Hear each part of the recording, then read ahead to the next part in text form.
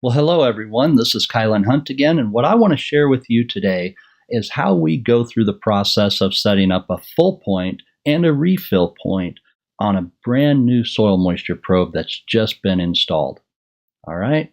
So the first thing that I'm going to look at is our sum graph. Now, it's not the only thing I look at, but it's the first thing. And what I'm looking for is any anomalies. Are there any spikes? Are there any gaps? Am I seeing anything that tells me that this sensor may have a problem? And obviously in this one, we don't see a problem at all. However, I'm not fully convinced that that's my full point yet, so I want to go down and look at the individual sensors. And what I'm going to look for as I'm looking at the individual sensors is the percentage of moisture change down through the profile. So let's start at the top.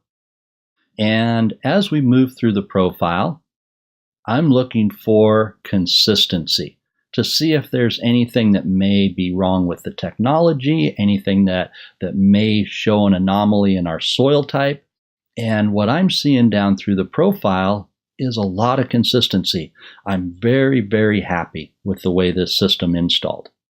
So let's go back up to the sum graph and look for our full point. Now, knowing that it wasn't raining and it hasn't rained for a couple of days on this field, I'm going to assume that the top is a little bit drier than the rest of the profile. So knowing that we're not quite at 16 inches in our total sum, which you can see over here, I'm going to go ahead and set our full point to 16 inches. So let's do that, shall we? I'm going to go back to the 29th, which was the day that we installed this. And this full point will be set at 16 inches, which is total volumetric water. We can have another lesson on that if you'd like. Now we have to think about the refill point. When we're setting a refill point, a lot of the universities, a lot of soil management experts will tell us that we can go down to about 45 to 50% of water removal out of any profile. However, that's fairly risky with irrigation.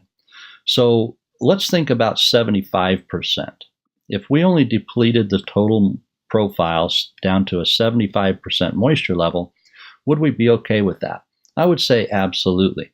But there's something that I'm not fully comfortable with yet, and that's the fact that there's a total of 4 inches between our full point and our refill point. And in all reality, that's a pretty good range of change. Okay, so what I'm going to do is back that off a little bit to just a couple of inches difference. What if we went to just 14 inches on our refill point? Now that gives us 2 inches of water that we can pull away from the profile. Now we may come back and adjust that again later as we see how the plants respond. When we get our first rain or irrigation event, we may need to readjust that, but that's what I'm going to go with right now, because I'll guarantee you if I can get to 14 inches and we do irrigate once with a full inch of water, we should be able to hold all of that water in that profile. So I would say that's very good. I'm going to add that, close it out, and there you go. So now that blue line is our full point. The red line is our refill point, which is a very safe refill point, which we just talked about.